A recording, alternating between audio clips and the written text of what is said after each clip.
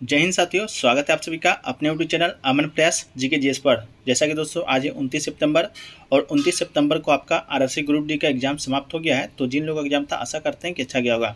तो आज के इस वीडियो में 29 सितंबर सेकंड से पूछे गए जीके साइंस करंट अफेयर्स अधिकतम रियल प्रश्न मिल गए, तो उन सभी प्रश्नों को देखने का प्रयास करेंगे। प्रश्न दोस्तों आपका 100% रियल ऑथेंटिक प्रश्न है और किसी प्रकार की समस्या होता है, अगर आपको पीडीएफ चाहिए होता है तो आप हमें व्हाट्सएप नंबर मैसेज कर सकते हैं।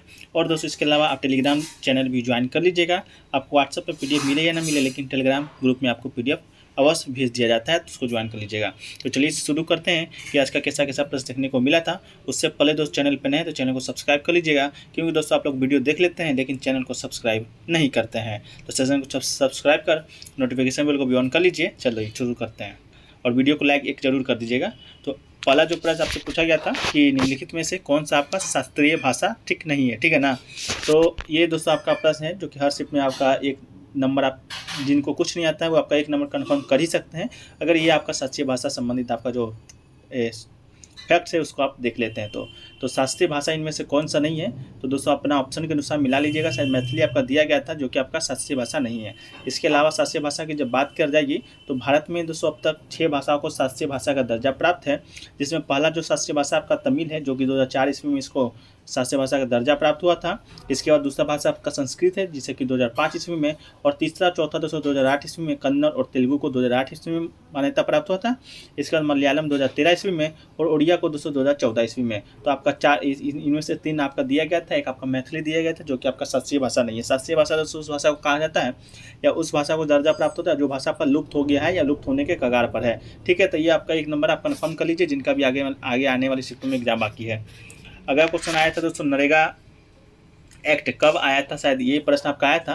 तो दोस्तों महात्मा गांधी राष्ट्रीय ग्रामीण रोजगार गारंटी अधिनियम मनरेगा या नरेगा जो एक रोजगार गारंटी योजना जो कि सीधे 7 सितंबर 2005 को विधान के द्वारा अधिनियमित किया गया था, ठीक है। तो कब एक्ट आया था, तो आपका 2005 ईस्वी में आया था।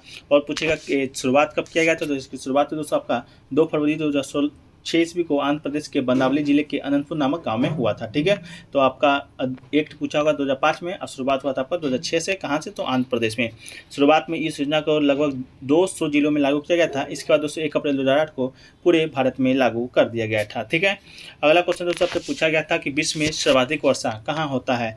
तो दोस्तों बात करें दुनिया में सबसे ज़्यादा नमी वाली जगह के तौर पर गिनीज वर्ल्ड रिकॉर्ड में भारत के मेघालय में मानसिम राम का नाम दर्ज है, ठीक है दोस्तों। तो मानसिम राम में दोस्तों आपका विश्व सबसे ज़्यादा वर्षा जो कि होता है, ये बंगाल की खाड़ी की वजह से काफ़ी ज़्यादा नमी है, और 1491 मीटर की ऊंचाई वाले खासी पहाड़ियों की बदौलत ये नमी संघनित भी हो जाती है।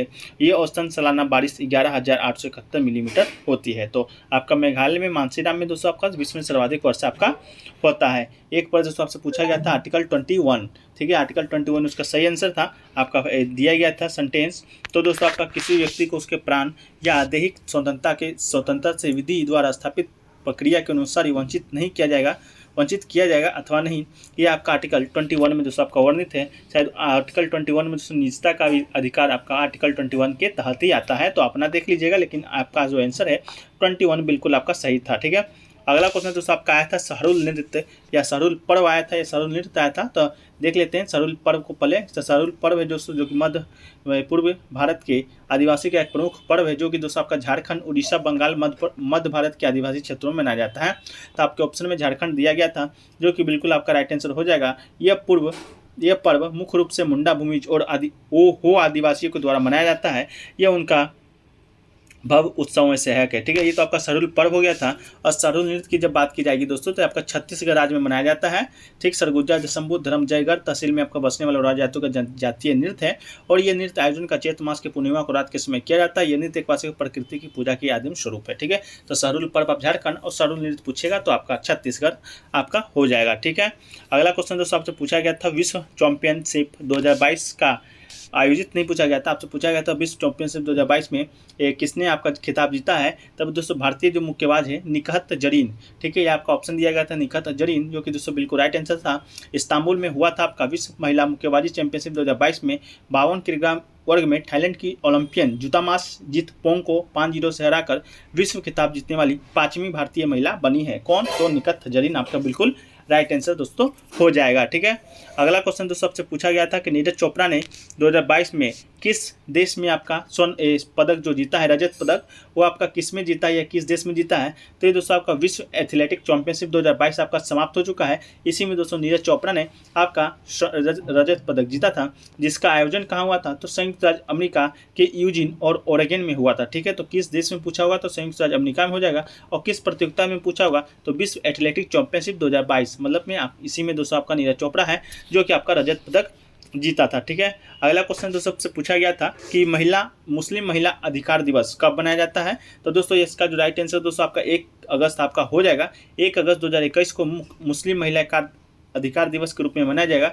ये आपका मुख्तार अब्बास नकवी हैं जो कि अल्पसंख्यक मंत्रालय के मंत्री भी हैं, इनके द्वारा ये आपका ट्वीट किया गया था वो 2021 में ही। तो 1 अगस्त आपका बिल्कुल राइट आंसर हो जाएगा। अब बात करें दोस्तों मुस्लिम महिला अधिकार दिवस किस लिए मनाया जाता है। तो ये दोस्तों भारत की जो केंद्र सरकार ने 1 अगस्त 2019 को इस ट्रिपल तलाक के खिलाफ एक सख्त कानून बनाया, जिसके तत्काल ट्रिपल तलाक को एक आपराधिक अपराध घोषित कर दिया गया था। और नए कानून को भारत में महिलाओं और विशेषकर मुस्लिम महिलाओं को स्वागत किया गया। तब से दोस्तों आपका 1 अगस्त को मुस्लिम महिला अधिकार दिवस के रूप में मनाया जाता है। ठीक है, आपका किस लिए मनाया जाता है तो आपको मालूम चल गया होगा, ट्रिपल जो तलाक है उसको आपका अघोषित कर दिया गया था। ठीक है, अगला क्वेश्चन था दोस्तों कि भारत का जो जलवायु है वो किस पर डिपेंड करता है। तो दोस्तों भारत की जो जलवायु मुख्य रूप से दोस्तों 3 कारक पर प्रभावित करते हैं। पहला तो आपका अक्षांश, दूसरा ऊंचाई और तीसरा आपका वायु दाब एवं पवनें।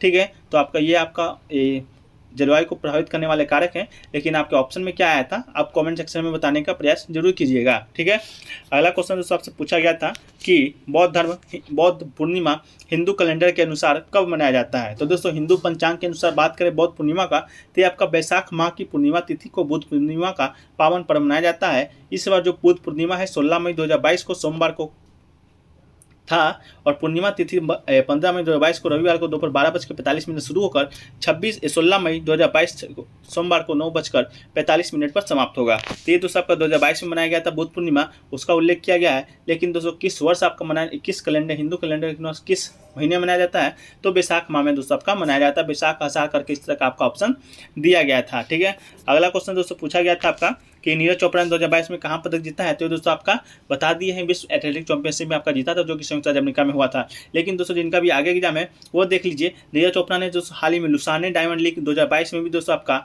जीतने वाले पहले भारतीय बन गए। नीरज चोपड़ा ने 89.08 मीटर के पहले थ्रो के साथ लुसाने डायमंड लीग जीता है। तो डायमंड लीग भी दोस्तों आपका 2022 में आयोजित हुआ था, जिसमें नीरज चोपड़ा भी जीता रहे हैं। तो इसको जितना भी आगे एग्जाम है वो एक बार माइंड में जरूर इसको रखिएगा। ठीक है, अगला क्वेश्चन था दोस्तों कि कौन सा अम्ल भोजन को क्षारीय बनाता है। तो इसका जो ऑप्शन है या आंसर है दोस्तों मुझे प्राप्त नहीं हुआ है, अगर आपको मालूम है तो आप कमेंट सेक्शन में बताइए। अगला क्वेश्चन पूछा गया था दोस्तों कि राज्यसभा मेडिकल सीटें कितनी हो सकती है। मेडिकल सीट नहीं पूछा होगा दोस्तों, आपसे पूछा होगा कि राज्यसभा में अधिकतम सीटें हैं जो कि कितनी हो सकती है। ठीक है, तो पहले तो बात कर लेते हैं कि राज्यसभा किस अनुच्छेद के तहत आता है। तो आपका अनुच्छेद 80 के तहत आता है। राज्यसभा की बात करें किया जाएगा तो आपका अस्थायी निकाय है और विघटन के अधीन नहीं है, मतलब इसका विघटन है जो कि आपका नहीं हो सकता है। लोकसभा का जो विघटन है हर 5 वर्ष पर होता है, लेकिन जो राज्यसभा का विघटन है वो कभी भी नहीं होता है। ठीक है, इसकी अधिकतम संख्या की जब बात की जाएगी तो आपका अधिकतम संख्या इसका 250 इसका अधिकतम संख्या है। और वर्तमान में राज्यसभा के कुल सदस्य की बात की जाए तो 245 है, लेकिन हर दूसरे वर्ष 1/3 सदस्य सेवानिवृत्त हो जाते हैं। तो ये भी प्रश्न आपसे पूछा गया, ये प्रश्न अभी पूछा गया, ये प्रश्न आपसे पूछा जाएगा कि किस आर्टिकल के तहत आपका राज्यसभा आता है। ठीक है, अगला क्वेश्चन तो पूछा गया था आपका कि सोडियम हाइड्रोक्साइड क्या है। ठीक है, बेस है, अम्ल है कि क्षार है, इस तरह का आपका प्रश्न पूछा गया था।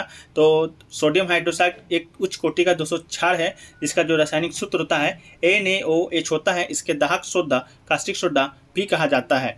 ये श्वेत ठोस चूर्ण, प्लेटलेट्स, फ्लेक्स तथा अनेक सांद्रता वाले विलयन के रूप में उपलब्ध होता है। जल में भार के अनुसार लगभग 50 सोडियम हाइड्रोक्साइड मिलाने पर विलयन संतृप्त हो जाता है। तो सोडियम हाइड्रोक्साइड अगर पूछा है दोस्तों तो आपका ये आपका उच्च कोटि का क्या है, क्षार है। इसके अलावा दोस्तों अगर आपसे बेकिंग सोडा या धावन सोडा पूछा होगा तो भी दोस्तों आपका बेस हो जाएगा। ठीक है, तो अगला क्वेश्चन दोस्तों पूछा गया था आपका कि प्रधानमंत्री बीमा योजना के तहत मिलने वाली राशि कितनी है। तो दोस्तों बात करें प्रधानमंत्री बीमा योजना के तहत मिलने वाली राशि की, तो ये आपका स्टोर्ड अमाउंट यानी बीमा की रकम 2 लाख रुपए है। और प्रधानमंत्री जीवन ज्योति बीमा योजना के लिए सालाना प्रीमियम 330 रुपये है। यह रकम आपके खाते में ईसीए के रूप में ली जाती है। योजना का रकम में बैंक प्रशासनिक शुल्क भी लगाया जाता है। तो आपका 2 लाख रुपया बिल्कुल राइट आंसर हो जाएगा। ठीक है, अगला क्वेश्चन पूछा गया था आपका कि प्रधानमंत्री ग्रामीण रोजगार योजना कब शुरू किया गया था। तो दोस्तों प्रधानमंत्री रोजगार योजना की बात करें तो केंद्र सरकार की एक पहल है जिसका उद्देश्य बेरोजगार युवाओं को स्वरोजगार के अवसर को प्रदान करना है। ये स्कीम दोस्तों आपका 1993 में लॉन्च किया गया था और युवाओं और महिलाओं को बेरोजगार लोन प्रदान करना इसका आपका उद्देश्य है। ठीक है, अगला क्वेश्चन था दोस्तों कि दिल्ली को क्षेत्राधिकार का दर्जा किस अधिनियम के द्वारा दिया गया था। इस तरह का भी कोई प्रश्न आपका पूछा गया था जिसका आपका अधिनियम 1951, 52, 53, 54 दिया गया था, लेकिन दोस्तों प्रश्न क्लियर नहीं है। इस कारण दोस्तों आपका जो आंसर है उसे बताने में मैं असमर्थ हूँ। ठीक है, अगला क्वेश्चन दोस्तों आपसे पूछा गया था लेंस का आवर्धन क्षमता का सूत्र पूछा गया था। तो इस तरह का भी प्रश्न आपसे पूछा गया था, प्रश्न क्लियर नहीं बता पाए हैं स्टूडेंट। इसके अलावा सबसे एक आरबीआई से प्रश्न पूछा गया था कि आरबीआई ने प्राइवेट बैंकों को कितना मतलब कि ये आपका जो पैसा होता है या कुछ होता है कितना रखने का अधिकार प्रदान किया है। तो इस तरह का भी प्रश्न आपसे पूछा जा रहा है और पूछा जाएगा। ठीक है, तो दोस्तों एक आपको पूछा गया था कि 4 को ऑप्शन दिया गया था और पूछा गया था कि इनमें से कौन सा किसका धात्विक गुण सबसे ज़्यादा है। तो इस तरह के भी प्रश्न आपसे पूछे जा रहे हैं, तो अपना देख लीजिएगा कि प्रश्न क्या आया था। इसके अलावा सभी प्रश्न को आपको पीटीएम में एक साथ शामिल कर दिया जाएगा। पीडीएफ आपको टेलीग्राम ग्रुप में मिल जाएगा, लिंक डिस्क्रिप्शन बॉक्स में दिया रहेगा, वहाँ जाकर ज्वाइन कर लीजिए। तो दोस्तों चैनल पर नए हैं तो चैनल को भी सब्सक्राइब जरूर कर लीजिएगा और वीडियो को एक लाइक जरूर कीजिएगा। तो दोस्तों इसी प्रकार से वीडियो कैसा लगा बताइएगा। तो मिलते हैं नेक्स्ट वीडियो में, जब तक के लिए जय हिंद जय भारत।